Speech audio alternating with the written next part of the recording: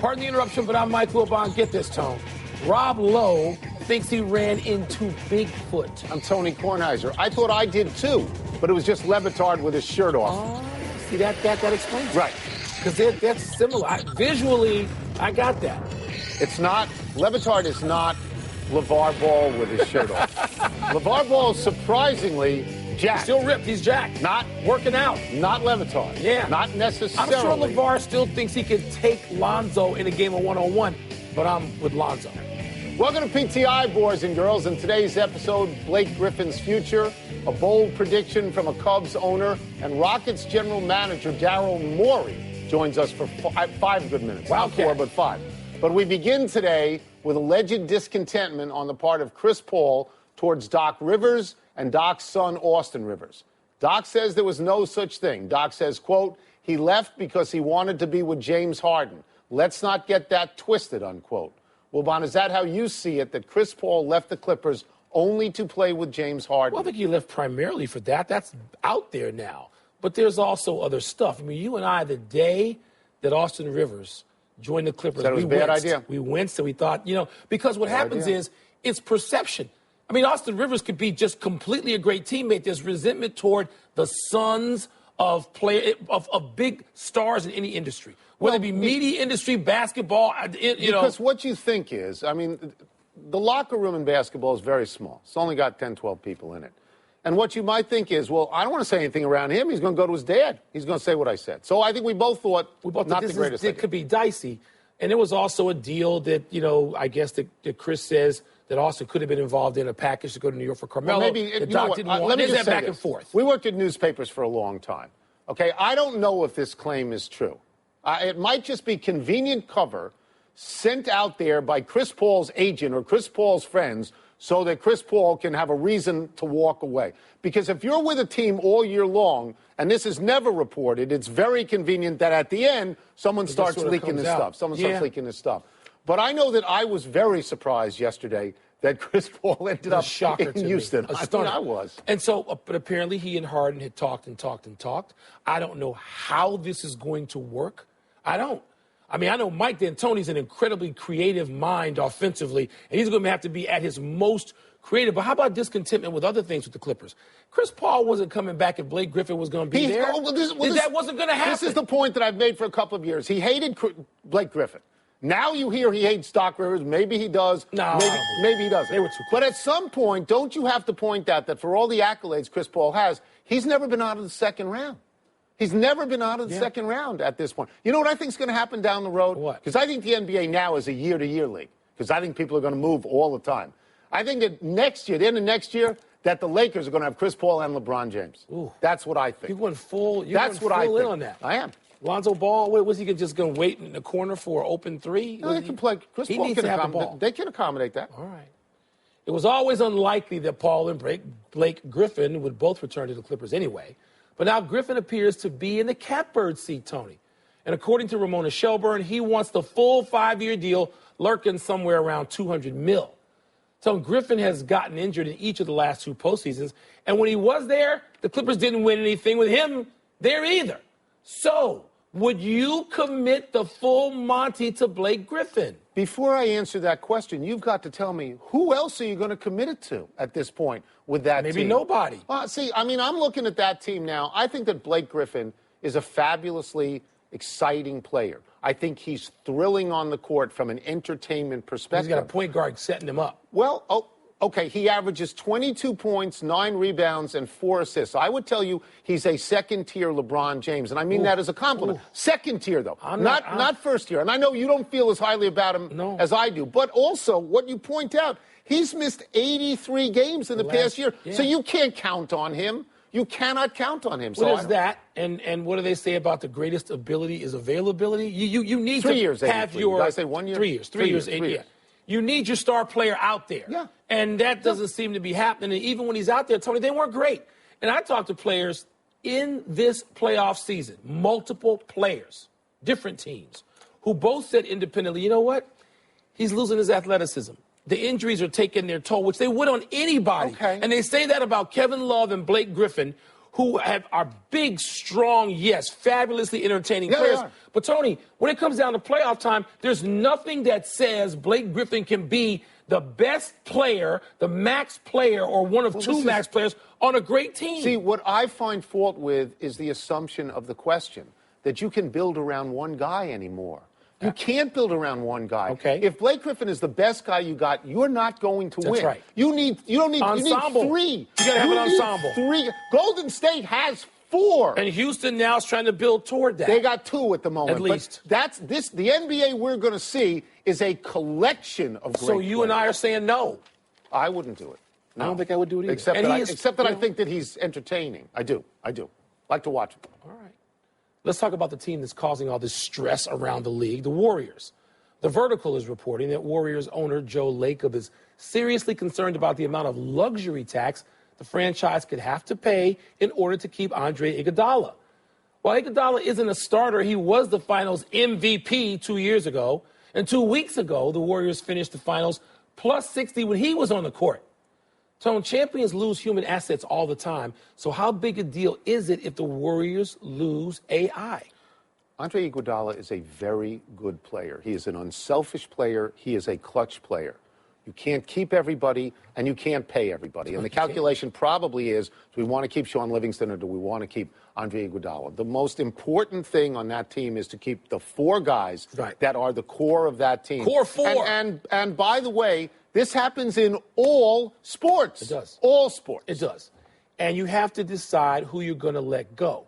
And there was all this talk, though, 3-4 weeks ago, a month ago, that, of course, Durant would take 3-4 fewer million here. Curry would take 3-4 fewer million there. Why? And that might, wait a minute, to let Andre Iguodala have a certain paycheck. And he's got people, making Google eyes at him around the league because they'd like to have him. He's still 33 years old, even though he's played 13 years. He's got 2 rings and he wants to get paid. So you're saying get paid. Okay, but if you can get paid where you are and still chase championships, then that's where Joe Lacob comes into play. The luxury tax is yes. It'll cost him $1 billion well, your boy to keep in Cleveland just people. paid about $90 million in luxury tax. Because my boy in Cleveland has a superstar who said, I will leave tomorrow morning if you don't do it. Now, that relationship is not the same in Golden State. Not for any one guy. I'm going to tell you something. We talked about it. I remember this distinctly.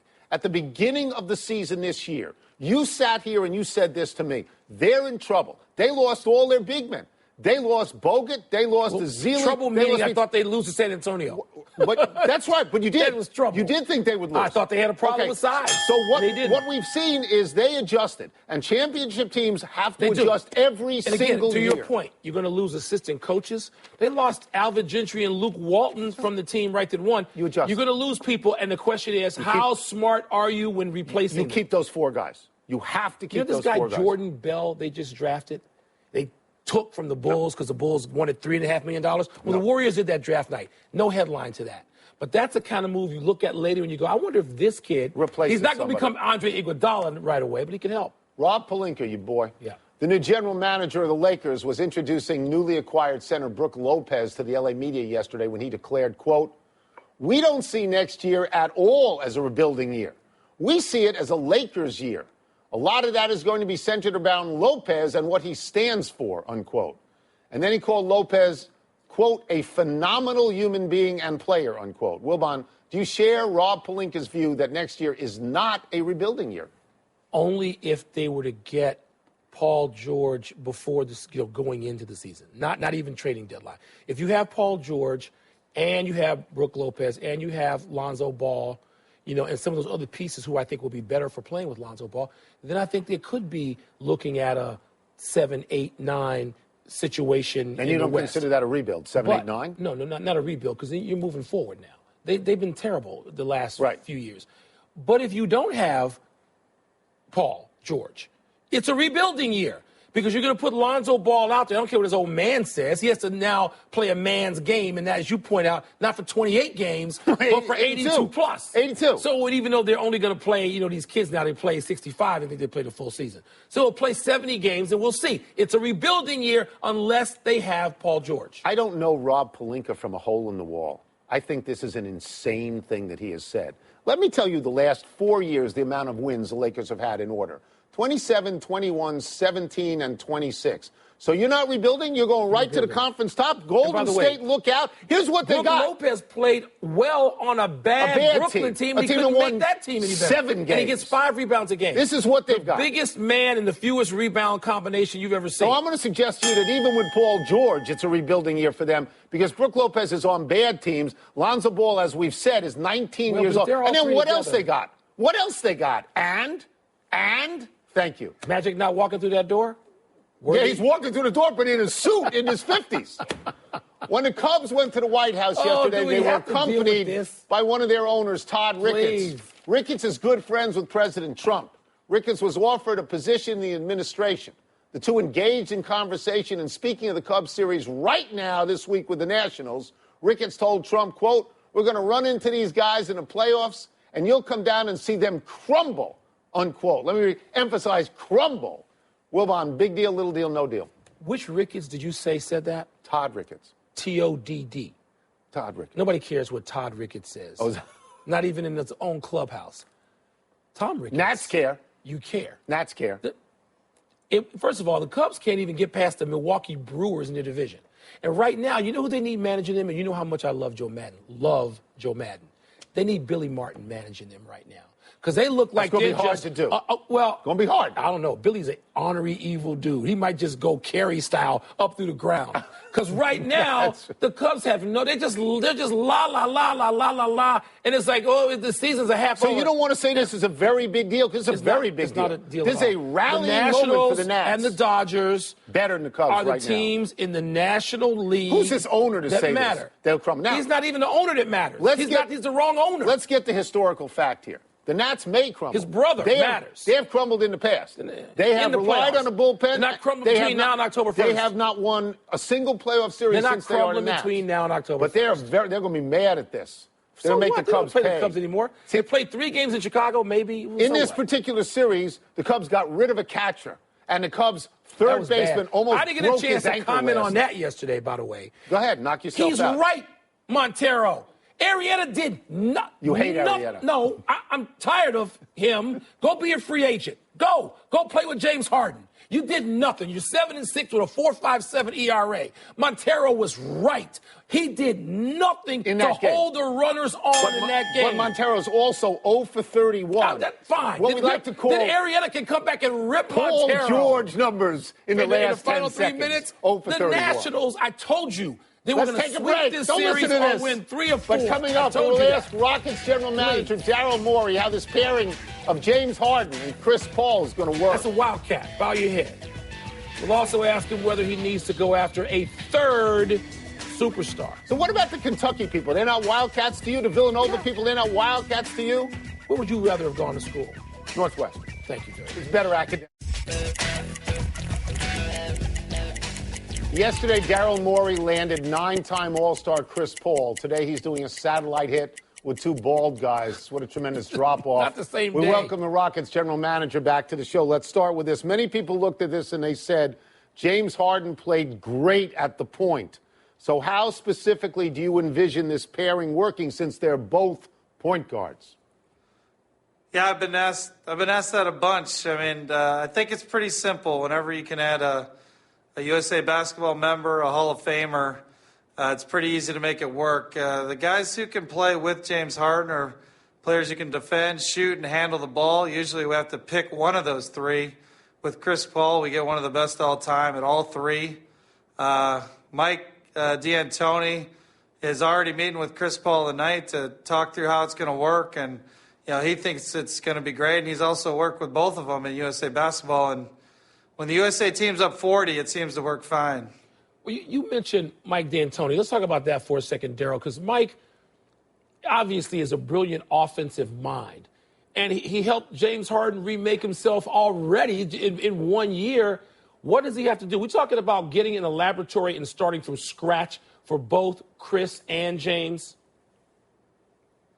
Yeah, we had a top 10 offense ever last year, and obviously we're going to work to be better than that. So I told Mike, no pressure. He's just got to maybe be the best offense ever now. So, we think it's going to work together great.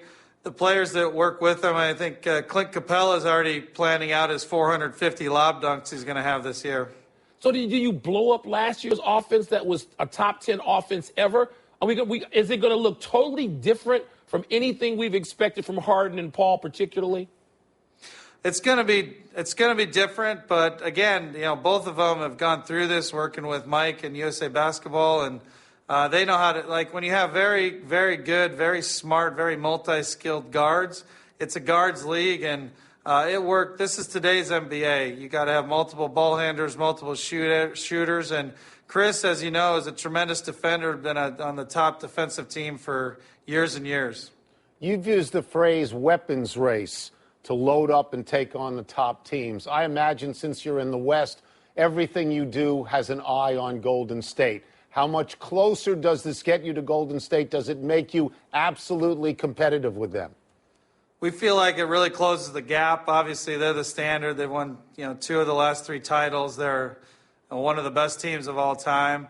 Normally as we're planning this out, we're trying to get in that 60-win range, which really gives you a very high probability to be the one who's holding the trophy at the end. Unfortunately, in today's NBA, you win 60 wins, your odds are usually a little longer than you even want to admit. But, we've got James Harden in his prime. We got Chris Paul in his prime. We have to go all in at this point. That's why we're willing to give up what we were to get Chris, and we're willing to keep making moves until we can get this team to give Golden State a tough as hell 7-game series. Let me get you out of here on this. Looking at the future with Chris Paul, do you plan to sign him to a max extension, or is it possible, because this is a business, that it's really only a 1-year deal? It truly is just 1 more year, and we're hoping to get with him, when we're allowed to get with him and talk about bringing him back. But, we've never lost a superstar in Houston. Players fight over playing here with our ownership and the history, the second-best team and record-wise in the last 10 years and 2 championships. Not many franchises can say they have 2 championships. So we're not worried about in a year, convincing him to come back. We feel very good about that. That's why we have multiple Hall of Fame banners of our players up in the rafters. So let me go backwards then. You've got Chris Paul, you've got James Harden. They're great players. Cleveland has 3 great players as we sit here right now. Golden State has 4. 2 enough, or do you have to go out and get a third? Well, I'd say let's not minimize who we have. We have Eric Gordon, who's the best three-point shooter in the league last year, based on the number of attempts he had. You got Trevor Ariza, one of the best wing defenders. Ryan Anderson, the best shooting big in the league. Clint Capella, who I think could move into that near all-star category. We're hoping to bring back Nene. So we have some tremendous players. We're not, I can never rest in my job, but we feel good about the group that we're bringing back. We got a lot of tremendous young players that we think can come along as well. Thank you, Daryl. Thanks much. Daryl. Much appreciated. Hey, thanks for having me on. Appreciate it. Let's take one last break, but still to come, was it a good move for Jimmy Butler to share his cell phone number? Ooh. Aaron Judge gives a look to heckling White Sox fans as he rounds the bases. Fair or foul? It's a wildcat who got this done. No, I understand, but it's also a wildcat who believes in analytics, and somehow you don't believe in analytics. I don't, but we all work to get it done. Okay, but he believes in analytics. He got it done. Daryl got it done yesterday. Okay. Thank you, Daryl. Thank you on awesome. Short notice. Okay, Kevin, for the grand prize of $1 million. What color is the White House? I know this. 5 seconds. Oh, switching to Geico could save you a bunch of money on car insurance? Okay. Judges? That's true, Kevin. They'll allow it. Congratulations. You're a winner. Woo! Geico, because saving 15% or more on car insurance is always a great answer. Happy time. People, happy 19th birthday, Michael Porter Jr. This is the kid who had signed up with Washington, but left for Missouri when Washington fired Lorenzo Romar and Porter's father, Michael Porter Sr. Porter Sr. is now assisting at Missouri for Quanzo Martin, which explains why Porter Jr. has signed on there. Having not played a single college game yet, Porter Jr. is expected to be the #1 overall pick in next June's NBA draft. This kid's supposed to be so good that people are going to tank for him. Can't wait for college hoop season again. I can wait. A not-so-happy anniversary to this Yankee fan. On this day 7 years ago, the fan was on his cell phone when Mariner Rob Johnson hit a sharp line drive to right field that bounced out of play. Good. Instead of moving out of the way, the fan ended up taking a ground rule double right in the face. Yeah, out that 267-foot sign out there in right field. You see that? By the way, when they're crossing, the millennials are crossing the street and you're driving a car and they're looking at their phones, I'm thinking. Happy trails to Jimmy Butler's voicemail box. In his introductory press conference as a Minnesota Timberwolf, Butler, anticipating criticism as the new face of the team, gave out his phone number, and he invited people to call him and share their thoughts. Whoever has anything to say to me, feel free. 773-899-6071. So if you want to interview, there you have it. My guess is there's no room in that particular mailbox right now, right? All they're doing is saying, thank God you're here. We can get about the business of the playoffs because Jimmy Butler's going to take them there. No errors today. Let's go to the big finish. Let's do it. Tim Tebow homered in his first day with High A St. Lucie. He's winning you over, isn't he? He won me over as a quarterback. Even in the NFL, he might not have won others over, but he won games. That's what I liked about him. I don't care about this. September call-up. Mets, I don't care about that. Aaron Judge gave heckling White Sox fans a look after his home run last night. You okay with that? Yeah, if you say stupid things to him and he hits one 460 feet, he can stare you down. It's the double bird without the bird. That's fair. With his eyes. White Sox manager, your boy Rick Renteria, has been thrown out of 3 of the team's last 6 games. Your thoughts? People say, oh, yeah, rebuild. Just go ahead and rebuild. It's hard to lose 100 games or thereabouts. It's frustrating for him. The Braves designated Bartolo Colon, your boy, for assignment today. Is that it for him? He's 2-8 with an 8.14 ERA, but He's the Mets have no starting pitching. He's pitched there. They still don't. He may go back He's there. not a starter. Last one, Battle of the Network Stars tonight. Are you intrigued by that? Yes, because Kerry Champion, Cassidy Hubbard, Greeny, and Joe Tessitore, my friends and colleagues, are going to be on that show. We're out of time. We'll try and do better the next time. I'm Tony Kornheiser. Throwback. You're going to watch that, aren't you? Yes, I am. Same time tomorrow. What channel You is can it get the podcast on the app or Apple Podcast. Usually you say I'm going to the clicker. I'm watching the Nats.